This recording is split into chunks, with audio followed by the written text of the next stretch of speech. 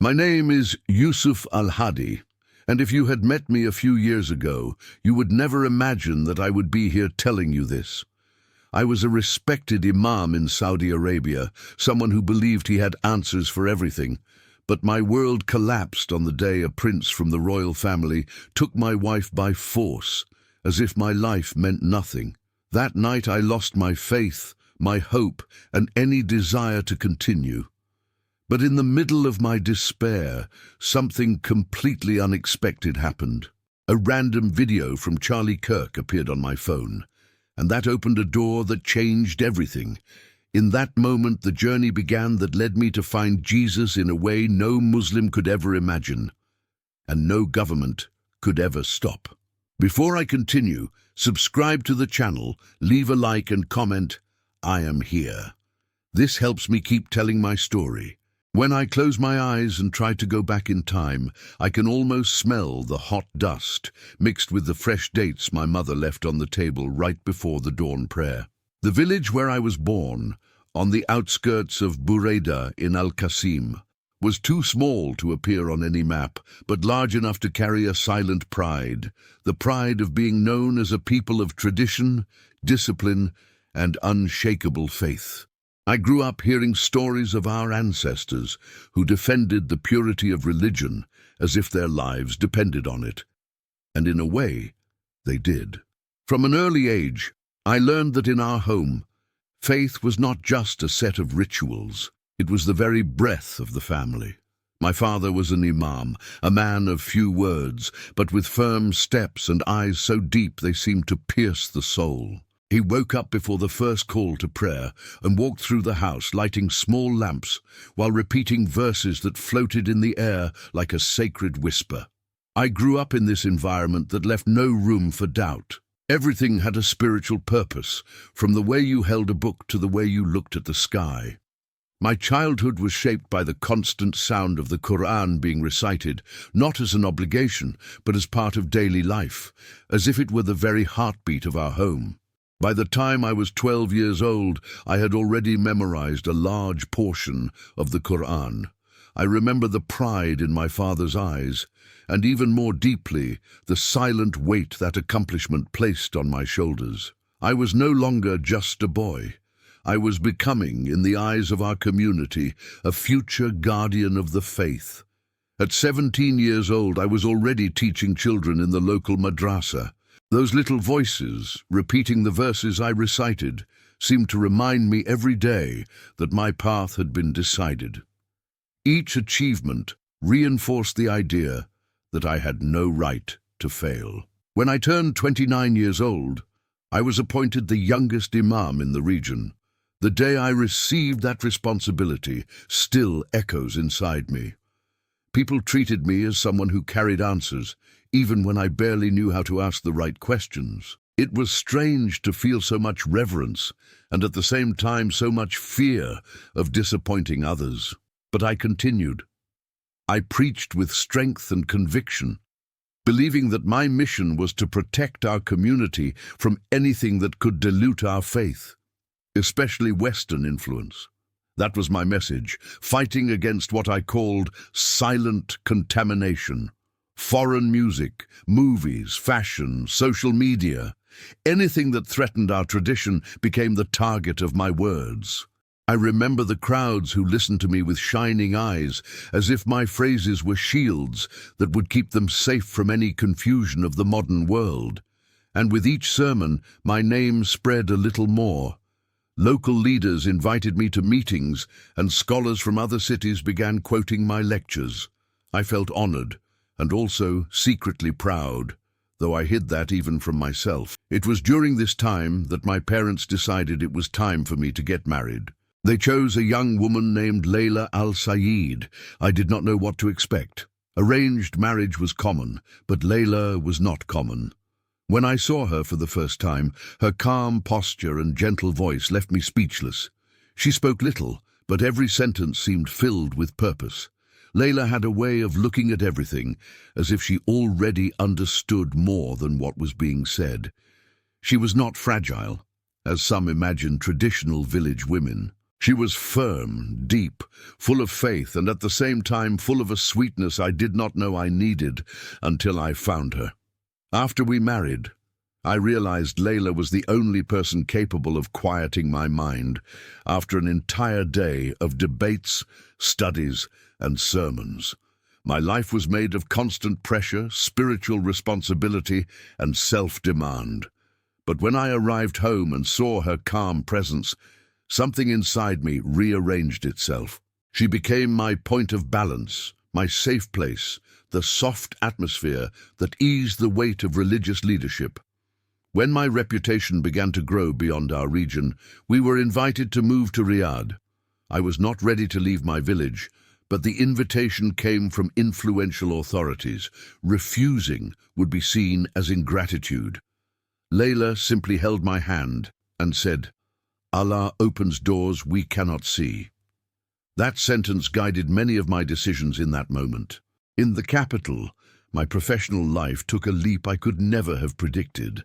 I was called to seminars, conferences, meetings with renowned religious leaders, and even with government officials. The more I spoke against Western influence, the more praise I received. It seemed that my mission was finally taking national form, not just regional. But it was also in Riyadh that something happened that I was not prepared to face. During a large religious event while giving a speech, I noticed a different kind of look coming from the audience. It was not a normal look. It was calculated, cold, sharp. It was the look of Prince Khaled bin Rashid, a man whose presence made the entire room change temperature. When we moved to the reception area, his eyes were no longer on me. They were on Layla. In that moment, something inside me shifted. It was quick, almost imperceptible, but real. A coldness rose in my stomach, as if a silent warning were being planted in my heart. I tried to convince myself it was just paranoia, that princes meet hundreds of people every day. But something about that look stayed engraved in my mind, like a mark impossible to ignore. The days that followed brought subtle but unsettling signs. Invitations to private events began arriving with unexpected frequency. Authorities who had previously treated me with formality now showed exaggerated enthusiasm. Guards and government employees greeted me with a level of respect that did not feel natural. I noticed it, and Layla noticed it too. The tension grew gradually, like water boiling without you realizing it. I tried to ignore it, block out negative thoughts, focus on my mission, but the discomfort was always there. Layla said that sometimes she felt like someone was watching her when she left the market. I wanted to say it was her imagination, but I couldn't, because I also felt that something was changing around us, something hidden, something threatening, until one day the inevitable happened. An official document arrived at our door. It was short, direct, and impossible to refuse. Layla was being invited, in their vocabulary, summoned, to participate in a girls' educational program within the palace. It was presented as an honor. But I knew, from the moment I read the first lines, that it wasn't an honor. It was a warning, a choice that wasn't really a choice at all. We both felt the impact like a dry blow to the chest. Layla went pale. I tried to argue, tried to think of alternatives, but deep down we knew refusing was too risky. In our country, certain decisions weren't discussed. They were obeyed. That night was one of the longest of my life. I didn't sleep, neither did Layla. We just sat side by side in silence, trying to absorb the gravity of the situation. I held her hand the whole time, aware that I was about to lose her and completely unable to stop it. The next day, before sunrise, we heard heavy footsteps in the hallway. They were guards, impeccably dressed, expressionless faces, unwavering posture. They knocked formally on the door, but the firmness of their blows made it clear they weren't there to negotiate. When the door opened, Layla looked at me with a look I will never forget. A look that mixed fear, courage, and resignation. She didn't scream, she didn't plead. She simply took a deep breath and surrendered her life into the hands of men who had no face, no soul, no mercy. I tried to protest, tried to find words, but none came out. My voice simply disappeared when I realized that nothing I said would change the fate that had been decreed. When those cars disappeared, taking my wife with them, I felt something inside me break. My home, once so full of spiritual meaning, sacred recitations, rituals and traditions, became an empty, lifeless place. My mind plunged into questions I never imagined I would ask. For the first time since childhood, I felt my spiritual foundations tremble. I sought help from well-known religious leaders. I received silence. I sought help from the police. I received laughter. I sought help from close friends. I received fear, distance, and closed doors. Some even murmured that it was God's will that I should accept it, as if it were possible to accept seeing the person you love being torn from their home in this way. My name, which once echoed as a symbol of respect, was now whispered with pity, with caution, with fear. It was as if my pain were contagious, as if anyone who tried to help me was signing their own death warrant. I started locking myself inside my house. I stopped praying. I stopped dressing like I used to. I stopped responding to invitations and messages. The man I had been disappeared, and in the midst of this darkness, only one person seemed to see that I still existed, Daniel Haddad. He was my neighbor, a discreet professor, always carrying books, always kind, always observant. I never saw him at the mosque. I never saw him following the rituals that everyone else followed. And at that moment, I still didn't understand, but I was beginning to suspect. Something about him didn't fit with everything I knew, and that's precisely what sparked a silent curiosity within me, a small detail, but one that, unbeknownst to me, would be the seed of a change I could never have imagined. And it is precisely from here that we will continue, because everything begins to change the moment when the worst seemed inevitable. When I remember that dark period of my life, I can still feel the weight that settled on my chest every morning, as if darkness itself had learned to breathe with me. I would wake up in a suffocating silence, a silence that didn't come from the absence of sound, but from the absence of hope. The walls of the house seemed narrower. The light streamed through the window, as if asking permission to illuminate someone who didn't want to be seen. I avoided looking at anything that reminded me of my old life, my books, my traditional clothes, even the prayer rug that once held so much meaning. None of it made sense now. It was in this broken environment that Daniel began to appear more frequently. At first, I thought it was just a neighbor's courtesy. He would knock on my door with his hands full, sometimes hot food, sometimes fruit, sometimes tea, always with that shy smile that confused me. No one else approached me. No one dared even ask if I was alive. But Daniel, for some reason I didn't understand, didn't just see me. He perceived me. At first, I didn't want to accept anything. I felt that any gesture of kindness threatened the pain I carried. Pain was all I had. It was what connected me to Layla. So when Daniel put a hot plate on the table and said something simple like, "You need to eat," I felt a mixture of anger and gratitude that I didn't know how to process. I didn't want to depend on anyone, much less him. But Daniel didn't pressure me. He spoke little. He asked even fewer questions. And somehow his presence made the silence of the house lose some of its harshness. I noticed that he always looked into my eyes before speaking, as if trying to understand how far he could go without hurting me.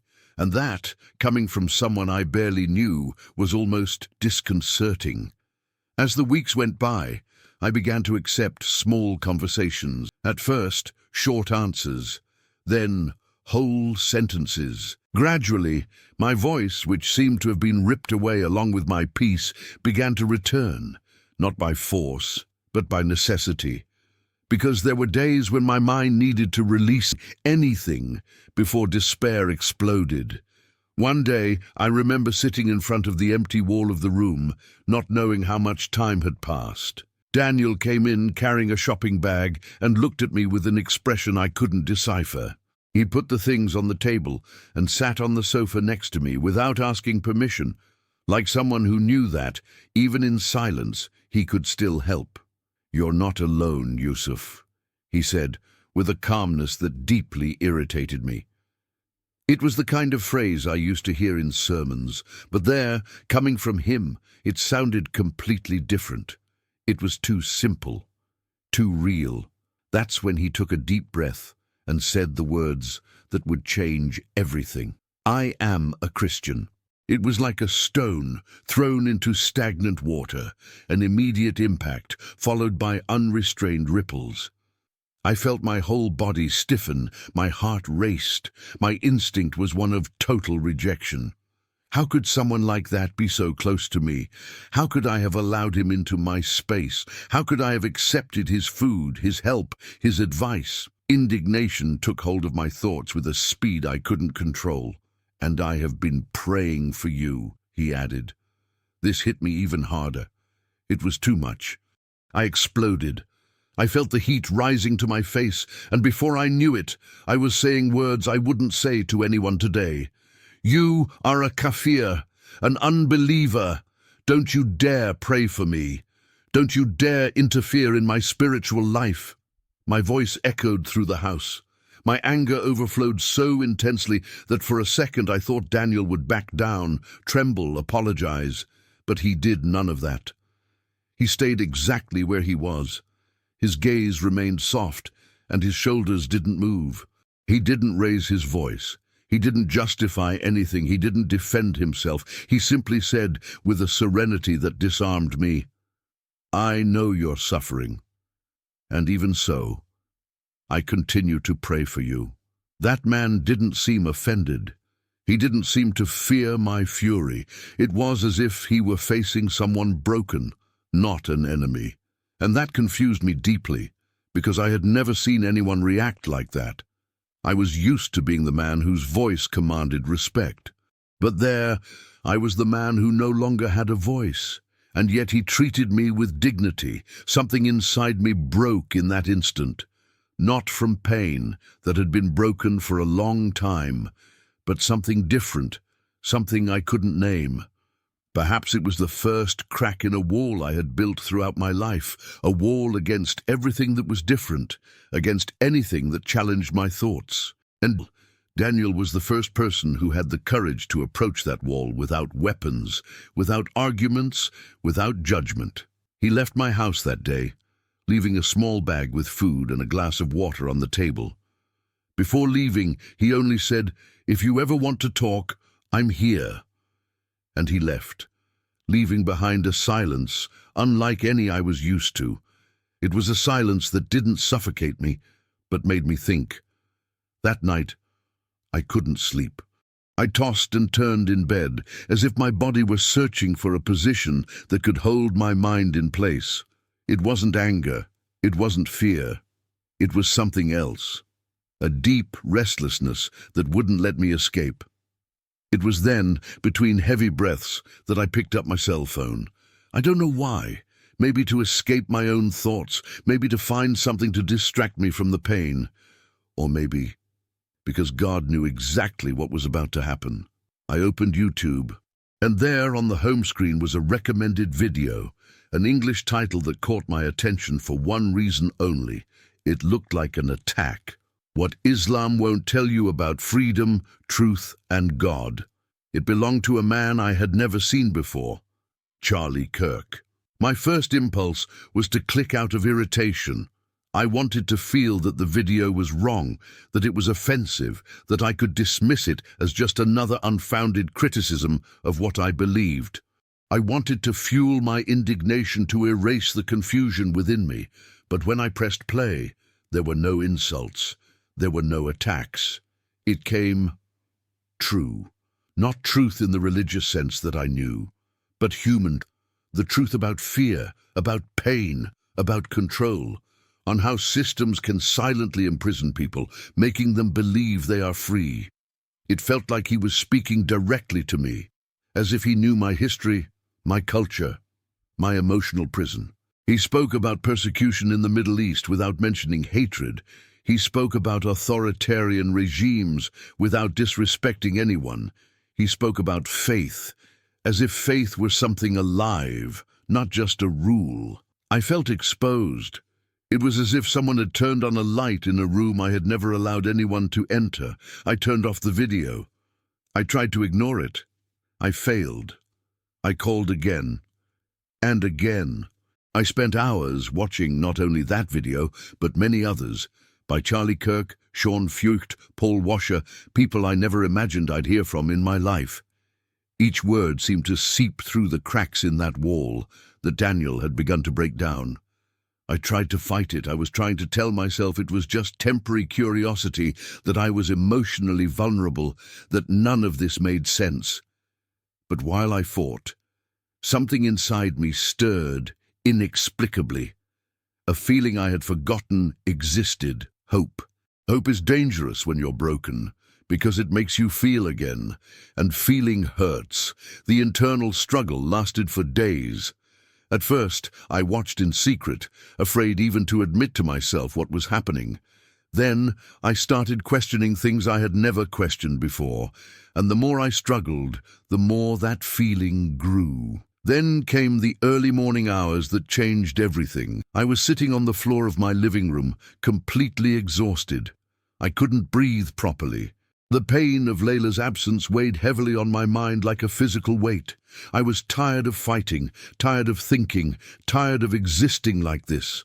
That's when, without planning, without understanding, without knowing what I was doing, I spoke. Jesus, if you exist, I need you. The sentence came out as a broken whisper, but laden with all the pain I had hidden inside. And the instant it left my mouth, something happened. A gentle, deep, enveloping warmth began to spread through my chest. It wasn't physical warmth. It was as if someone were carefully holding my heart. My breathing slowed. My hands stopped trembling. For the first time in months, I felt peace. A silent peace, a peace that made no sense, a peace that didn't come from me. I cried. I cried like a child. I cried until my eyes hurt. I cried until my body no longer had the strength to sit up.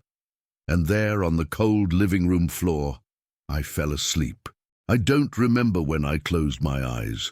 I only remember the feeling of relief.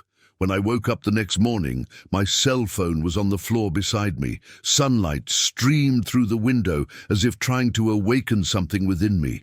I picked it up to check the time, and that's when I saw a notification, Ira Layla, a missed call, a short message, something that made my heart race as if it were trying to burst out of my chest. And that's exactly where we're going to continue from, because nothing could have prepared me for what she would say next. Perfect. Here it is, the exact continuation of the story, entirely narrated in the first person, hyper-detailed, emotional, cinematic, persuasive, with approximately 1,600 words, covering only chapters 8, 9, and 10, without repeating anything from before, and without adding anything beyond what is already in the topics. When I saw that notification on my phone, the world seemed to shrink around me. Her name, Layla, shining on the screen seemed impossible, as if someone had lit a flame in the densest darkness. My hands trembled so much I almost dropped the phone. For a few seconds, I simply stared at that message, unable to breathe, unsure if it was real, an illusion, or some cruel kind of hope. When I finally mustered the courage to open it, I found only a short sentence. I need to talk to you. That terse text carried more urgency than any cry for help. Immediately I tried calling back. Once, twice, 3 times. It always went straight to voicemail, until minutes later another message arrived, this time a voicemail. I remember holding the phone so tightly that my fingers ached, as if I were afraid it would disappear from my hand. When I pressed play, her voice, God, her voice, the one I thought I'd never hear again, came out low, trembling, almost whispering. She apologized for not being able to talk much, for using the phone secretly, for not knowing how much time she had left. And then she began to tell her story, little by little, fragments of something that went against everything I knew, something so inexplicable that it sent a deep shiver down my spine. She said that, from the day they arrived at the palace, strange things began to happen, not only to her, but around her. Whenever Prince Khalid tried to approach, something paralyzed him. Sometimes he would suddenly turn pale, as if he had seen something terrifying. Other times he would lose his balance and need help to avoid falling. There was one episode where he simply fainted before touching her shoulder. Guards rushed to help him while she remained where she was. Frightened, yes, but untouched. Layla told me about the intense headaches he felt whenever he entered the same room as her. About the visions he said he had. Shadows, lights, voices that no one else heard. The guards, superstitious like many in the palace, began to whisper amongst themselves, calling her the protected one. They said there was something surrounding her, something that no one could see, but that everyone could feel. I listened to all of that with my heart pounding so fast it hurt. It didn't make sense. None of it made sense. But then, Layla said something that completely changed the course of history. She recounted that in a moment of profound despair, remembering me, my pain, our life together, she felt, in her words, a soft voice within her. Not an audible voice, an impression, an inner guidance, something that told her to invoke a name she had never used in her life, Jesus. At that moment I felt my legs give way. It was as if all the invisible threads of our story were being pulled towards a single point. Instinctively, I placed my hand on my chest, exactly where I had felt that presence the night I first cried out for help. Layla continued. She said that when she prayed, even without knowing how to do it, even without understanding why, a deep peace enveloped her. And it was precisely when she said the name of Jesus that the prince seemed to be prevented from approaching, as if an invisible barrier appeared between them, as if something or someone was protecting her. I wanted to speak, I wanted to answer, I wanted to say something, but my voice simply wouldn't come out. It was as if a part of me knew, even before hearing that message, that the same presence that found me on the living room floor had found Layla in the middle of the palace. She ended by saying she didn't know how much time she had left, that she was scared, but felt she wasn't alone. She asked me to pray for her, something that made me swallow hard, because up until that moment I was still trying to understand what it meant to pray, how to do it, where to begin. And then the message ended abruptly, as if she had been interrupted. I sat there on the floor, holding my phone against my chest, trying to absorb everything I had just heard. An impossible mix of relief, fear, disbelief, and something I still hesitated to call faith. The next day, another short message. They gave it back to me. I'm leaving. Hours later, Layla was back. Not as someone defeated, but as someone who had been protected by a power that neither she nor I fully understood. When I saw her walk through the door, her face tired but her eyes steady, I immediately sensed something different about her. A quiet light, a silent confidence. As if I had experienced something that no natural explanation could justify. We hugged for so long that I lost track of everything. Right there, in that single gesture, I felt that something bigger had reached us. That it wasn't a coincidence. It wasn't chance. It wasn't luck. It was an intervention. Listening to Layla detail everything she experienced inside the palace, each piece of the story seemed to fit precisely with what I myself had experienced. The same peace, the same presence, the same inexplicable strength, the same feeling that something was surrounding us, protecting us, calling us, and it was precisely at that moment that Daniel re-entered our story, not as a neighbor, but as a key player.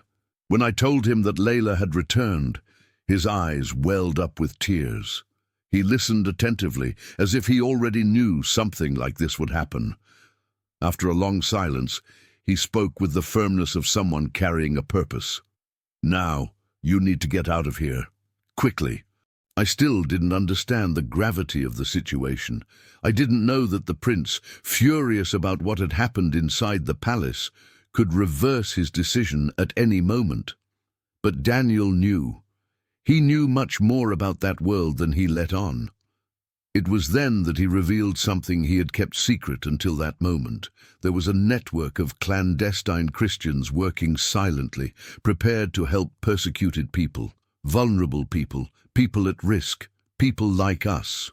He led us to a small group gathered in a cramped house, hidden among streets barely visible on the map. They were men and women of different nationalities, nurses, drivers, teachers, all living under the constant threat of being discovered, but all driven by the same flame that was now beginning to burn within me. They welcomed us with compassionate urgency, as if they already knew that my arrival was part of something bigger. And then began the most tense part of our entire journey, the escape. We set off in the early hours of the morning, silently with a small backpack and makeshift documents. My mind wavered between fear and hope as we crossed dark streets and empty roads. Each checkpoint seemed like a precipice ready to open up, but something inexplicable was happening. The systems were failing, lights were going out, electronic barriers were jamming. Guards were distracted for precise seconds. It was as if invisible doors were being opened before us. I felt that presence, that same presence, guiding us like a luminous shadow. Every time danger approached, something changed at the last minute. I could no longer deny it. It wasn't coincidence. It wasn't luck. It was the hand of God. When we finally set sail for Jordan, my heart felt like it was beating at its own pace. Upon stepping onto foreign soil, I was overcome with such intense emotion that I had to stop to breathe. We were welcomed by local Christians who treated us like family from the very first moment. They fed us, gave us shelter, and helped us understand what to do next. And it was there, in Jordan, near the river where so many stories of faith began, that my life took the most profound turn of all. Layla and I decided to get baptized. The cold water touching my body was like a rebirth, as if everything that had weighed me down was being gently lifted away, as if I were being returned to my Creator, not as a religious leader, not as a broken man, but as a son. We then began a new life. We worked in underground churches for months, helping other families, sharing our story without knowing it would touch so many people, until we received asylum and were sent to Canada, where we finally found rest after years of chaos. And just when we thought the storm had passed, we discovered that Layla was pregnant. It was the first time in a long time that I cried tears of joy without mixing pain into the same feeling. But the joy also brought a shadow. We discovered months later that the prince had sent men to look for us. We didn't know exactly why. Wounded pride, a desire for control, anger, superstition, but it proved that our escape hadn't just been a necessity. It had been a miracle. And it was also in Canada that we discovered the last piece of this puzzle. Daniel disappeared for weeks. Then we received a letter that revealed the ultimate truth. Daniel was not just a teacher. He never had been. He was a secret missionary, trained to reach people in regions where the Christian faith was watched, forbidden, and fought against. He had asked God shortly before moving near us to find someone who was ready to listen, and God found us. The letter ended with a sentence that changed my heart for the second time. I didn't convert you. I simply introduced you to the one who was already calling you. When I finish listening to a testimony like that, my heart always remembers something profound. The same Jesus who reached Yusuf and Layla is also calling you now. Nothing happens by chance. If you've made it this far, if this story has resonated with you, if something in your heart has stirred as you followed every detail, then don't ignore that feeling. Today could be the day of your transformation. And if you've made it to the end of this powerful story, leave a comment. I love Jesus. And now, click on sign up, leave your like and share this video. This helps this message reach other lives that need to hear exactly what you heard today. Get ready, because the next video that's about to appear on the screen will give you goosebumps. Jordanian prince was set on fire for reading the Bible until a miracle happened. I'll wait for you there.